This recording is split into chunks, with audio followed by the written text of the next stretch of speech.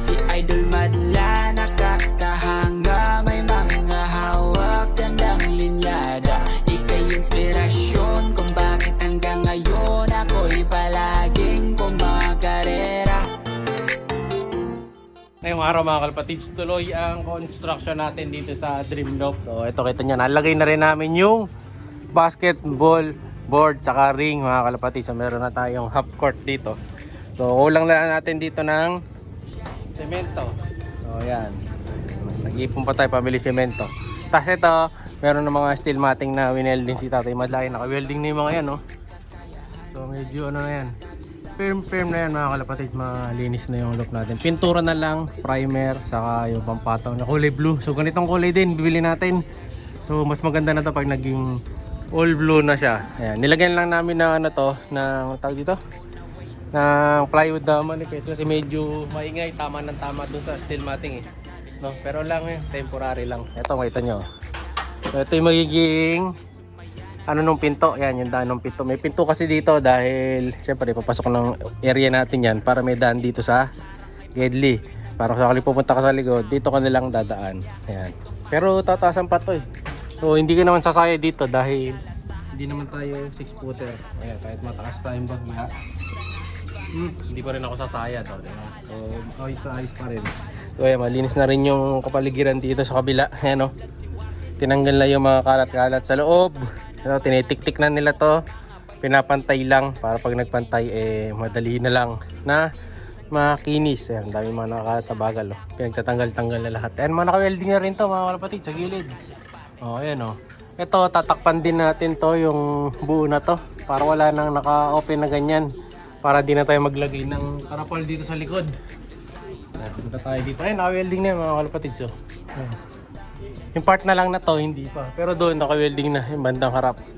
No. Tapos dito sa Gedli, yan yung mga itik natin. Yun, naka-welding na rin yung nasa loob. Yung nasa kabila, ayan, welding na yan. So, matigas na yan. Wala nang matatanggal dyan. Ngayon, so, lalagyan na lang namin na next na ito is ito, yung gilid mga kalapatid sa ilalim. Ayan. Kasi wala pang laman. Oh, yan, pagdudugsongin daw natin yun mga kalapatids. Ako kasi taga putol, taga grinder ako, pinuputol ko yung mga steel matting. Tapos yun yung lalagyan natin sa gilid. Yung sa harap hindi pa na welding yung sa harap eh. Medyo kulang-kulang pa doon. Tapos yung ending board pala, nandito na mga kalapatids. Patagdaran natin ito dito. Ready na dito. So complete get tayo. May mga ganito kasi puro pisik na ako eh.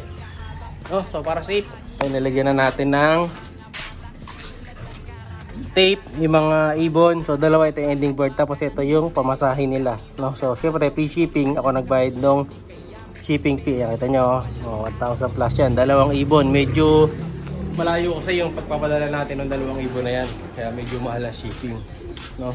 So gusto nyo sumali, PM lang, 120 free shipping, or gusto nyo mag-avail ng mga young birds natin, marami tayong available dito, kahit mga breeder age meron din, basta mag-PM lang kayo. So tutuloy muna namin ng trabaho mga kalapatids. Pakita ko muna pala sa inyo yung sample nitong basketball natin. Tinasin, bola mo? Ay, may a-adjust pa pala kami dyan, yung umuga, yung sa spring, kasi yung sa spring hindi namin naayos pa eh. Ayusin namin sa may spring natin. Testing mo, pakita mo ang shoot. Pakita mo ang Kobe moves. Tin, ayan, pakita natin si Kobe Kobrick. Ito si Westbrook. Okay, pasok. Tira. Tama ng layup, boy. Pakita mo ng layup. Diba? Kaso maliit yung bola kasi natin mga kalapatid. Pang ano yan, midget. Yung pang bata, pang middle age na ano to, na bola. So kailangan yung medyo mas malaki. Standard, bibili tayo para mas maganda. Yun o, shoot sablay. Yun, tumatama sa board.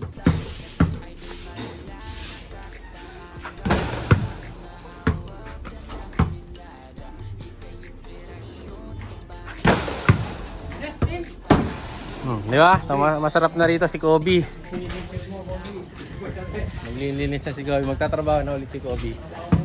So, kailangan natin to para kahit paano na-exercise kami pag-bagya dito. So, ayan mga kalapatids ha. Medyo... Right! Matog pa ako dito. Maganda-ganda na yung loop natin. Forma-forma na. Konti na lang to, unti-unti lang. Tatapos na.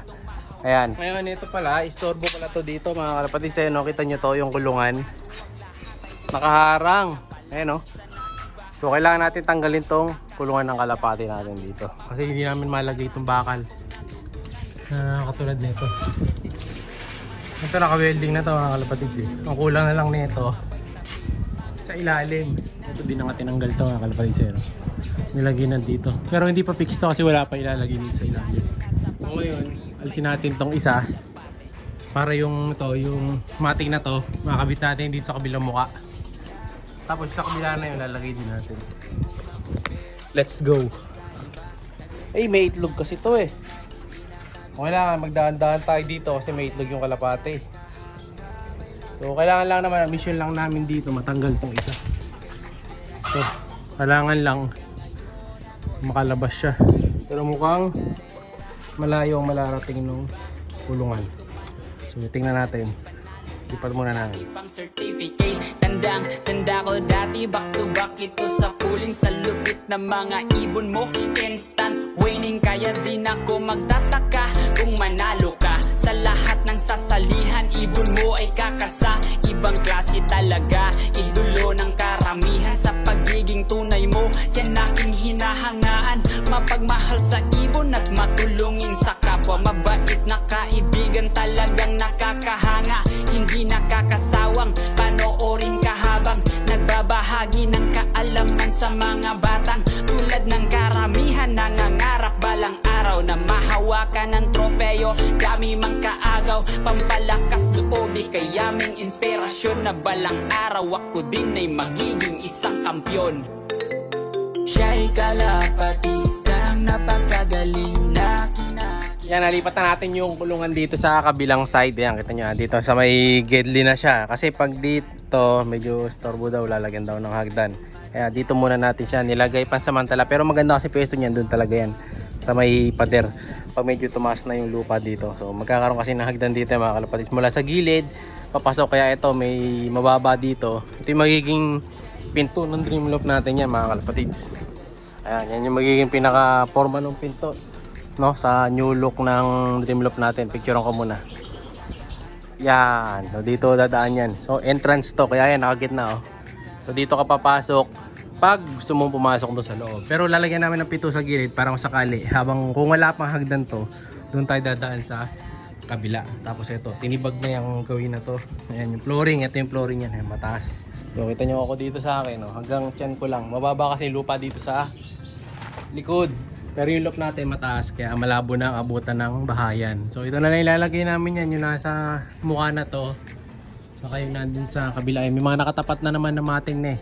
So konti na lang ito. Pag nabuo natin yan, mabilis-bilis na lang. Lalo pag nagka pintura, tapos ipon na lang tayo ng konti pandagdag dito sa lalagay natin bubong. Kasi lalagay natin dyan is yung dapat magiging flooring na netong bilaran. Para pag sakali nag-extend tayo sa taas, and-extend natin papunta doon. Eh maganda, baka checkered plates gamitin natin, no? Depende kung ano yung mabibili natin sa taas. Kaso dadagdagan pa ng suporta yan. So abangan nyo pag nilagyan natin itong mga susunod na parts pa mga kalapatid. Sa kabila, for the meantime, doon muna yung mga young birds natin saka yung giant. May itlog kasi itong giant kaya hindi natin matanggal yung laman eh. So may papasitter kasi ako dyan. Tapos ito, yung mga ibong ko naman na nagkabulutong, dito ko muna sila nilalagay. Yan, quarantine para nabibilad sila. Ito, ang bulutong nito, bagyan na lang to eh. Sa ilong na lang yata to. So baka ito makagraduate na dito, matanggal na natin. Ito, ayun, kita nyo isa yung bulutong na sa ilong. Medyo gumagaling-galing na rin. Tapos yung isa, nabakbak na. So medyo recover na sila. So malapit na sila makaalis dito. So lilipat na sila dun sa likod or sa taas. Ito, lalagyan ko pa ng mga young bird. Siguro baka mamaya lagyan ko na to ng mga panibago young birds habang bago na yung pwesto, no? So malinis-linis na rin. Yung mga itik natin paputulan natin ng pakpak kasi lumilipad eh. Kaya nandito sila sa kabila yan, no? Pero yung iba dyan iluluto na natin.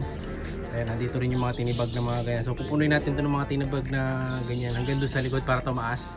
And then yung iba lalagay dito para tumaas din. Hanggang dito kasi baba niya mga kapatid. So, Ayun, nagkakatubig to pag high tide, may tubig sa gilid na to, kaya medyo alanganin ng pwesto. Wow, yun nga muna mga kalapatista para sa update natin today.